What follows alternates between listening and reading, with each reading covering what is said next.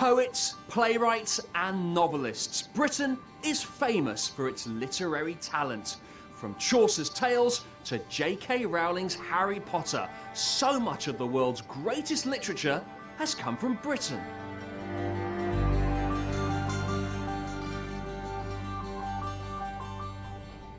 And the greatest British writer of them all is the bard himself, William Shakespeare. And this is Shakespeare's Globe in London, on the banks of the River Thames. William Shakespeare wrote some of the most famous plays in the world.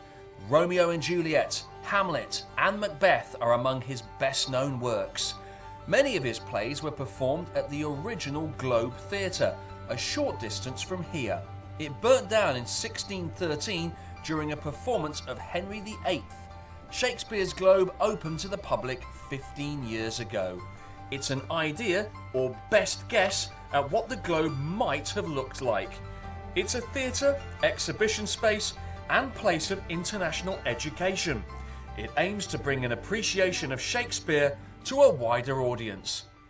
Dominic Dromgoole is the Globe's artistic director. Dominic, tell me about the Globe. The Globe is a recreation of Shakespeare's theatre, which was originally built in 1599 by Shakespeare's own company to house his own work and the work of many other playwrights. It's an extraordinary theatre. It has no roof, as you can see, which makes it extraordinary within itself. It has a curved auditorium and a beautiful front scenae. And it's probably one of the most exciting theatres to watch a play in, or to act in the world.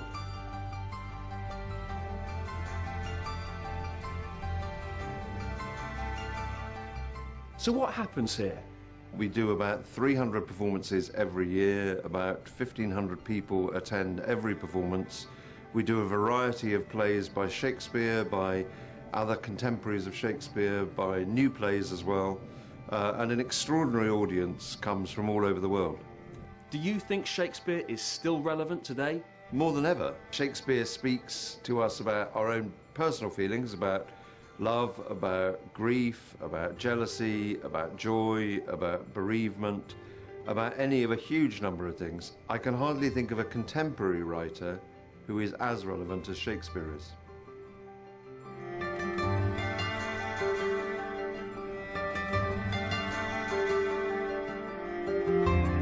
Do you know what? I've got a real feeling of what a theatre would have been like hundreds of years ago. It's inspirational. To be or not to be? That's the question, isn't it? The British landscape has had a huge influence on generations of writers and has inspired them to produce some of their greatest works. The beauty of the Dorset countryside shines through Thomas Hardy's novels, and Wordsworth's poetry is clearly affected by his love of the Lake District. The landscape of the city has also influenced authors. The plight of the urban poor inspired one of the giants of English literature, Charles Dickens. Charles Dickens was a great British novelist. He lived here at 48 Doughty Street in London, and his old home has now been turned into a museum. I'm going to step back in time to see how Dickens might have lived. The Charles Dickens Museum has over 100,000 rare books, works of art, and many personal items owned by Dickens himself. Some of his best-loved works, like Oliver Twist and Nicholas Nickleby, were written here. Dickens was popular in his day, but his work has never gone out of print. Julia Zima works at the museum. Julia, tell me about the museum.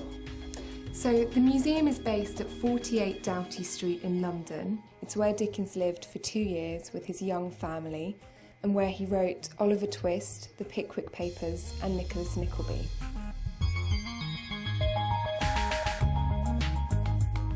What are your most important pieces? So we have original manuscript material from Oliver Twist and Nicholas Nickleby.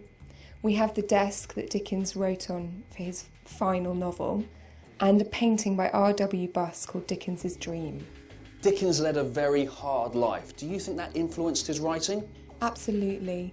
Dickens was sent to work in a factory when he was just 10 years old, and that experience stayed with him for the rest of his life. If you look at his novels, lots of characters were young children working in horrible conditions.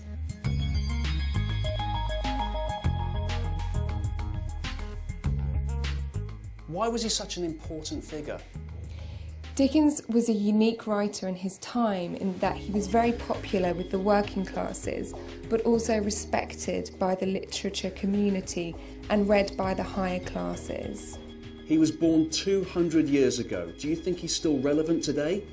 Definitely. 200 years on, the things that Dickens was writing about, social inequality, poverty, are still very relevant today.